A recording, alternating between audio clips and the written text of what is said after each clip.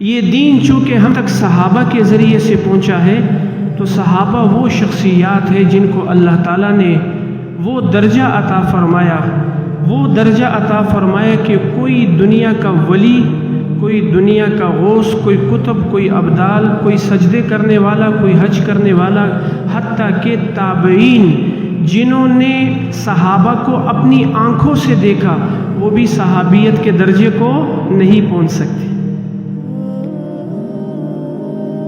یہ درجہ صحابہ کا ہے، اور پھر صحابہ کے اندر بھی اللہ نے درجے بنائے۔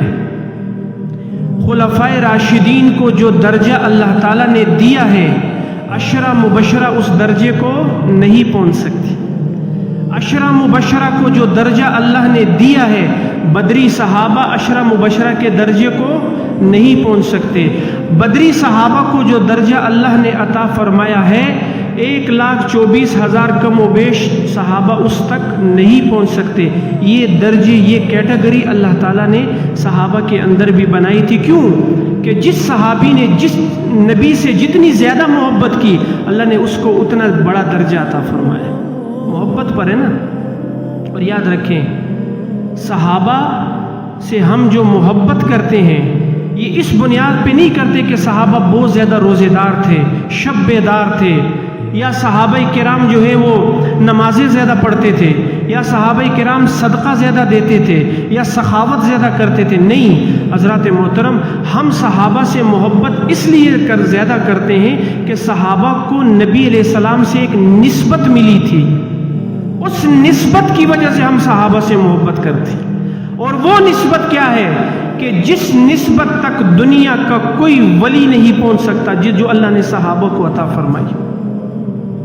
حضرات محترم، نسبت کسے کہتے ہیں کہ جو اللہ نے صحابہ کو دی ہے؟ نسبت کسے کہتے ہیں جو اللہ نے ان مقدس شخصیات کو عطا فرمائی تھی؟ یہ وہ نسبت ہے کہ جس نسبت تک کوئی انسان نہیں پہنچ سکتا۔ اس کی میں 2-3 مثالوں کے ذریعے سے آپ کو جو ہے اپنی بات کی وضاحت کروں گا۔ یہ مسجد جس میں آج ہم بیٹھے ہیں، آج سے 30-40 سال پہلے یہاں کیا تھا؟ زمین تھی نا۔ ہر آدمی جوتی لے کے یہاں سے گزرتا تھا یا نہیں گزرتا؟ آج کوئی گزر سکتا ہے؟ کیوں؟ کہ اس کو نسبت ملی ہے مسجد کی، اس زمین کو نسبت ملی ہے مسجد کی۔ 30 سال پہلے ہر آدمی یہاں سے، بلکہ میں بھی گزرا ہوں گا بچپن میں، جوتی لے کر ہم گزرتے تھے۔ آج کوئی نہیں گزر سکتا۔ کیوں؟ کہ اس جو ہے زمین کو مسجد کی نسبت مل گئی ہے۔ اب کوئی گزر کے تو دکھائے۔ کاغذ کا ٹکڑا ہے، کوئی جو ہے وہ روڑی پہ پڑا ہوا ہے، کچرے پہ پڑا ہوا ہے، لیکن اسی کاغذ کے ٹکڑے کو قرآن کی نسبت مل جائے، ہم اس کو آنکھوں سے لگاتے ہیں یا نہیں لگاتے؟ ہم اس کو دل سے لگاتے ہیں یا نہیں لگاتے؟ ہم ایمان کا حصہ سمجھتے ہیں یا نہیں سمجھتے؟ کیوں؟ کہ اس کاغذ کو قرآن کی نسبت مل گئی ہے۔ حضرات محترم، صحابہ کرام کو جو نسبت ملی ہے، حالانکہ صحابہ کرام اس سے پہلے بھی انسان تھے، لیکن اس نسبت کی وجہ سے اللہ نے ان کو صحابہ کرام بنا دیا۔ ابو بکر تھا، لیکن نسبت کی وجہ سے صدیق اکبر بن گیا۔ عمر تھا، نسبت کی وجہ سے فاروق اعظم بن گیا۔ عثمان تھا، نسبت کی وجہ سے ذو النورین بن گیا۔ علی تھا، نسبت کی وجہ سے مرتضیٰ بن گیا۔ یہ نسبت کا جو ہے وہ اثر ہے جو اللہ نے صحابہ کرام کو دیا ہے۔ حضرات محترم، اس نسبت کی وجہ سے اللہ نے صحابہ کو وہ مقام عطا فرمایا کہ دنیا کا کوئی ولی اس جو ہے وہ مرتبے تک نہیں پہنچ سکتا۔ حضور علیہ الصلوۃ والسلام نے ارشاد فرمایا نسبت کی وجہ سے کہ میرے صحابہ ایک مٹھی گندم اللہ کے راستے میں دے دے اور بعد والے احد پہاڑ جتنا صدقہ کر دے، صحابہ کے مٹھی بھر گندم کے اجر تک نہیں پہنچ سکتے۔ یہ نسبت کا اثر ہے۔ حضرات محترم، صحابہ کو حضور سے کس درجے کی محبت تھی، کس درجے کا مقام اللہ نے صحابہ کو عطا فرمایا تھا۔ حضرات محترم، آپ مجھے یہ بات بتائیں، صدیق کو اگر نمبر ملا ہے پہلا، تو صدیق کی قربانی بھی اتنی بڑی ہے۔ جب نبی کا ساتھ دینے والا کوئی نہیں تھا، کس نے ساتھ دیا تھا؟ صدیق اکبر نے۔ جب جنگ کے موقع پر کوئی اپنا آدھا مال لے کے آ رہا ہے، کوئی جو ہے وہ گھر کا 1/3 لے کے آ رہا ہے، کوئی جو کچھ لے کے آ رہا ہے، صدیق گھر کے اندر سے سب کچھ جو ہے وہ اللہ کے راستے میں دے رہا ہے۔ قربانی بڑی ہے نا، اس لیے جو جتنی بڑی قربانی دے گا اسے اللہ کا اتنا قرب ملے گا۔ قرب قربانی کے اوپر ہے، دو نا اللہ کو زیادہ، اللہ تعالیٰ آپ کو اتنا زیادہ قرب عطا فرمائیں گے۔ تو صدیق کی قربانی بڑی تھی، اس لیے رسول اللہ کا قرب بھی اتنا زیادہ ملا۔ تو حضرات محترم، یہ درجہ ہے صحابہ کا، اللہ تعالیٰ نے صحابہ کو وہ مقام عطا فرمایا تھا۔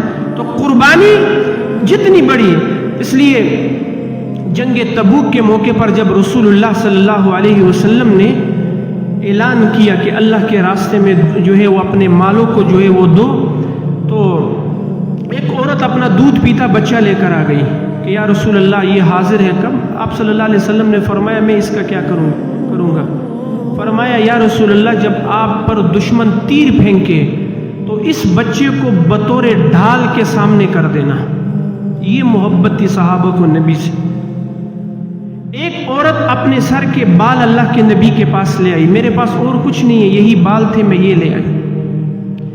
ایک صحابی رسول ہے، اس کے پاس صرف اپنا جو ہے وہ قمیض بھی نہیں تھی، صرف تہ بند تھا، کچھ بھی پاس نہیں ہے۔ اعلان سنا، دل کے اندر تڑپ پیدا ہو گئی کہ میں بھی کوئی چیز دوں۔ سارا دن آوازیں لگاتا رہا کہ ہے کوئی مجھے جو ہے وہ مزدوری پہ رکھ لے کہ میں رسول اللہ صلی اللہ علیہ وسلم کو کچھ دے دوں۔ اب ایک یہودی کے گھر میں اس نے ایک دیوار صحیح کی، اس میں سے پیسے ملے، کھجور یا چھوارے خریدے اور رسول اللہ کی خدمت میں بھیجے۔ اللہ کے نبی پر وحی آئی کہ اس صحابی کی اتنی بڑی قربانی ہے۔ آپ علیہ السلام نے سارے مال پر ان کھجوروں کو بطور تبرک کے جو ہے وہ الگ الگ جو ہے وہ گرا دیا کہ اس صحابی کی قربانی اتنی بڑی ہے۔ حضرات محترم، یہ نسبت کا اثر ہے۔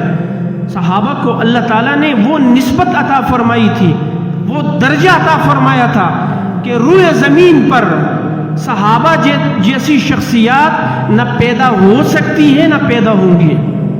میں اکثر پچھلے جمعے بھی میں نے آپ سے یہ بات کی تھی، ملا علی قاری رحمۃ اللہ علیہ نے لکھا ہے کہ جیسے نبیوں کا انتخاب ہوتا ہے ایسے رسول اللہ کے لیے اللہ نے صحابہ کا انتخاب کیا۔